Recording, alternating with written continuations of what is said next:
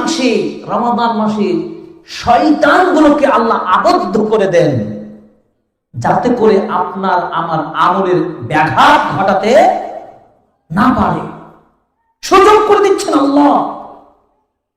7 নম্বর, তুফতাহু ফীহি আবওয়াবুল জান্নাহ, জান্নাতের দরজাগুলো আল্লাহ রমাদানের সম্মানে খুলে দেন, সুবহানাল্লাহ। এবং ওয়াতুগলাকু ফীহি আবওয়াবুন নার, জাহান্নামের দরজাগুলো তিনি বন্ধ করে দেন। চিন্তা করতে পারেন কোন মাস আপনার সামনে? রমাদান মাস।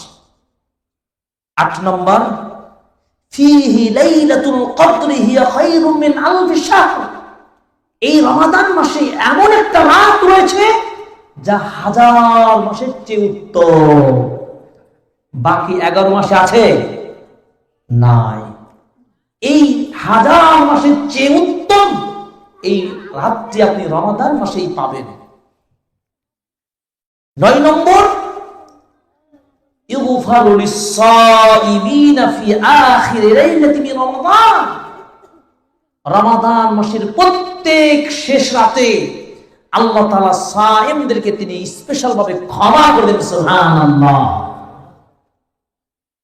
শুধু ক্ষমাই নয়, 10 নম্বরে হলো লিল্লাহি মুতাকাউ মিনান নার, নিশ্চয় আল্লাহ সুবহানাহু ওয়া তাআলা রমাদান মাসের প্রত্যেক রাতে জাহান্নামে নির্ধারিত হয়ে গেছে এমন বান্দাদেরকে জাহান্নামের খাতা থেকে, জাহান্নামের তালিকা থেকে তাকে মুক্ত ঘোষণা করা হয়।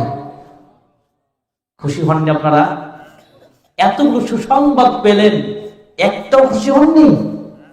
এই সুসংবাদ নবীজি দিয়েছেন তার উম্মাহকে, আর আমি আপনাদেরকে অনুবাদ করে মদিনা থেকে সেটা শোনাচ্ছি, বাংলায় বলছি, আরবিতে বলছি।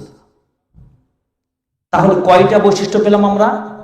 10টা বৈশিষ্ট্য দিয়ে বুঝাতে চাইলাম রমাদান মাস চলে এসেছে। এই রমাদান মাসকে কিভাবে সফল করবেন, আপনাকে সেই প্রোগ্রাম নিতে হবে, সেই পদক্ষেপ নিতে হবে। কোন কাজগুলো করলে রমাদান কোনোভাবে বরকত নষ্ট যেন না হয়, রমাদানের সময়কে মূল্যায়ন করতে হবে।